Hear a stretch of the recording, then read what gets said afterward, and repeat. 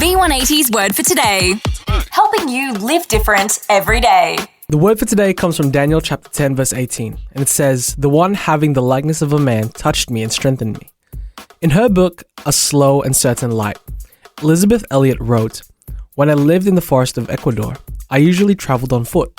Trails often led through streams and rivers which we had to wade, but sometimes there was a log high above the water which we had to cross. I dreaded those logs and was always tempted to take the steep, hard way down into the ravine and up the other side.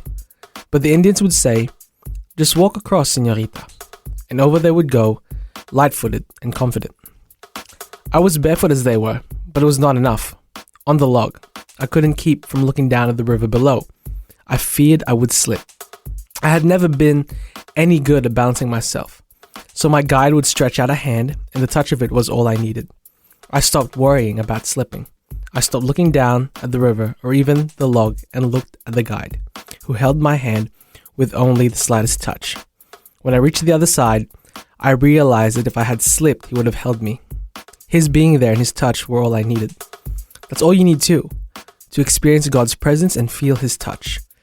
Daniel wrote, "The one having the likeness of a man touched me and strengthened me. And he said, 'Beloved, fear not.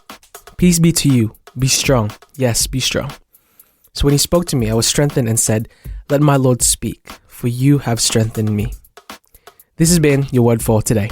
The word for today, as featured in V180 magazine. Subscribe today at v180.org.au. V180. V180.